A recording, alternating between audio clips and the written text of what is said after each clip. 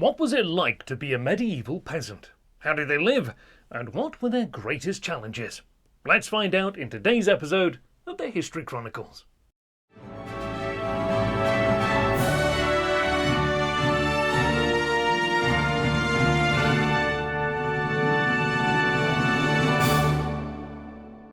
Hello, I'm Alex and welcome to the History Chronicles. If you like our work, then please don't forget to like and subscribe. And if you'd like to support the channel in return for exclusive perks, please visit our Patreon page. Now, on with the video. Today's History Chronicle begins in Russia in 1861. That year saw the passage of the Emancipation Reform, or the Edict of Emancipation, whereby the institution of serfdom was formally abolished throughout the Russian Empire by the Tsar Alexander II.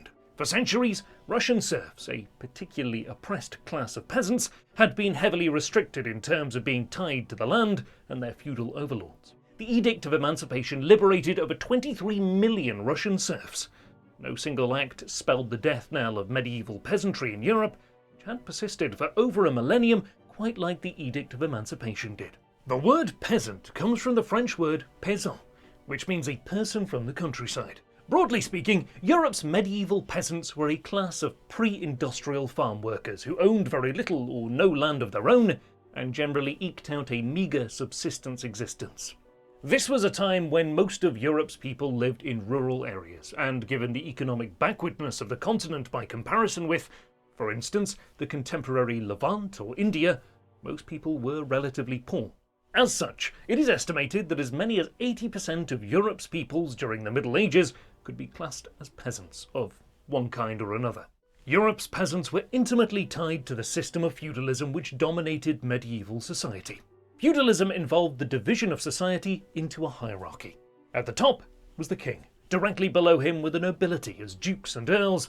These then oversaw smaller landholders such as barons and knights, and these landholders in turn held estates or manors which were peopled by peasants. An intricate system of dues and rights were owed and received by the different levels to the level above and below them. Thus, the medieval peasant held a small amount of land from the manorial lord, and in return provided the lord with a proportion of his harvest and a certain number of days of free labour each year.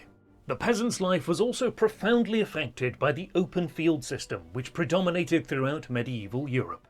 It is difficult for us today, in a world where the countryside everywhere is divided up into fields surrounded by ditches, to imagine a different scenario. But in medieval times, most of the countryside throughout Europe was still open plains with no division of any kind. Consequently, a lord's manor might consist of just 2 or 3 fields, each of which contained hundreds of acres. These open fields were in turn divided out amongst the peasants of the manor and their families, who received narrow strips on which they could plant their own crops. This open field system was both the thing which provided the medieval peasant with his livelihood, but which also greatly restricted his freedom, and that of his wife and children. On the one hand, the strip of land which he was given to farm by the lord produced the crops needed to feed his family. But the system also ensured that he was completely tied to the lord of the manor, as the land was owned by the lord and rented or farmed out to the peasant as a tenant. This form of subsistence farming and existence essentially tied the peasant to the manor and the lord in a relationship of economic dependence. A typical peasant house was not a palace, although it was not as abysmal a place as some stereotypical views of the Middle Ages would suggest. The house would consist of several rooms, centred around a central hearth or fireplace, which was used to cook with and heat the house. Most peasant cottages were built using a central crook to hold up the roof, which was typically made out of thatch. Far from being a hut, such cottages would often have doors and windows and other features, which would be familiar to a modern person. Equally, household objects such as cutlery, pots, pans, a kettle, basins, and household linen would have been available to the average peasant family. What individual peasants did with their day was divided according to traditional and now outdated gender stereotypes. For men, the daily grind centred on agricultural work. This involved the sowing, tending, and harvesting of crops at different points in the year, feeding the small number of livestock the family might have, as well as providing a certain amount of days of labour to the lord of the manor every year to work on construction projects on the manor or tend the lord's own gardens and allotments. Beyond this, there was manual labour of other sorts to be attended to. For instance, firewood, usually taken from the lord's forest, was prepared regularly for the hearth. This was known as fire boot. Peasant women had to see to the household in an age which lacked hoovers, dishwashers, washing machines, tumble dryers, ovens and sinks. Each of the tasks which are accomplished quite speedily in modern times by loading a machine and pressing a button was extremely labour-intensive during the Middle Ages. Water had to be fetched from local rivers or wells. Clothes had to be soaked for considerable periods of time and then wrung out. Cooking was perhaps the least demanding household chore by comparison with contemporary practices, although fetching enough water to bathe was extremely arduous, and so medieval peasants had appalling hygiene by comparison with modern people. There were two main meals in the day for a medieval peasant. Dinner, which, unlike modern times, was at midday, and a lighter supper in the evening. Although smaller intermediate meals were common throughout the day, what in modern times we would call snacking. Etiquette was rather limited by modern standards. Indeed, this was also the case amongst the upper classes. Socialised behaviour around decorum at the dinner table and during banquets, what we would call manners today, only really became common from the 16th century onwards, as Italian fashions around civility were popularised by behavioural handbooks such as The Book of the Courtier by Baldassare Castiglione. The diet of the poor was heavily based on grains and cereals, and by the late Middle Ages involved a lot of bread, though generally of an unleavened kind. White bread was again the preserve of the rich. Meat was expensive and largely consumed by the upper classes, though seafood, an expensive foodstuff in modern times, was widely available to peasants living near the sea. Fruit and vegetables were also consumed in large quantities by the peasantry, which would have proved a boon from a health perspective, whereas the rich often suffered from dyspepsia due to eating a meat-rich diet. Water was often unclean, and as a consequence, Europeans consumed large quantities of beer, watered-down wine, and mead. Life for the medieval peasant, as for all others during the Middle Ages, was, to quote the great political theorist Thomas Hobbes, nasty, brutish, and short. Diseases and epidemics, which people in medieval times had no scientific explanation for, could come through a region and kill either them or their family and friends in large numbers. Consequently, it is not difficult to understand why people in medieval times were more religious than their modern contemporaries. People turned to the heavens to try to find solace and explanations in a world which they could not control with things which we take for granted, like medicine, central heating, and encyclopedias. The relationship of the average peasant woman or man to God and the church was one of unquestioning adherence to one of the stalwarts of society. The church was everywhere. Peasants paid a 10% tax or tithe to the local priest. The calendar was punctuated by religious holidays, and the church was one of the central pillars of every community. However, it was also a superstitious religious environment, one in which veneration of the saints had simply replaced the worship of the old pagan gods, and in which the average peasant had little real engagement with scripture. It was a church ripe for reform, and reformers duly began to emerge from the late 14th century onward. It was not all doom and gloom for the medieval peasant, however. It was, in many ways, a less stressful life than that lived in modern times. Modern wage workers are tied to schedules and are active all year round. Medieval peasants were free to do what they wanted, as long as the agricultural work was completed. The lord expected his taxes, and after that the peasant had to produce enough to feed his family and barter for other goods with the excess. But once that was done, his time was his own.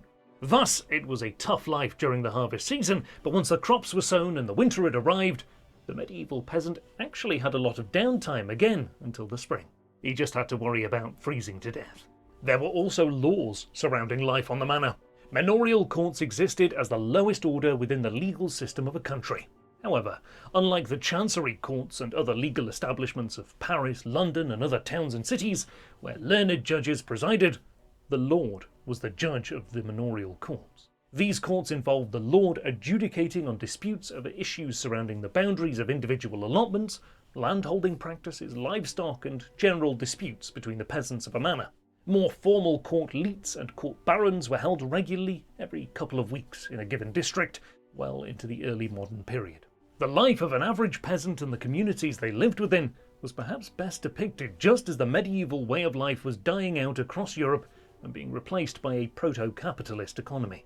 The peasant wedding by the Flemish painter Peter Bruegel the Elder was completed in 1567 and depicts a typical peasant wedding. It takes place in a barn where the food being served is beer, bread, porridge and soup, which is being carried in on a door which has been repurposed as a platter. It is a profoundly agricultural scene, and one of relative poverty, but also one which emphasises the sense of community which no doubt existed within such peasant villages. What emerges from all of this is a life which was hardly desirable, but which is perhaps less unfortunate than the one lived by peasants in Monty Python's The Holy Grail. The average medieval peasant lived hand to mouth.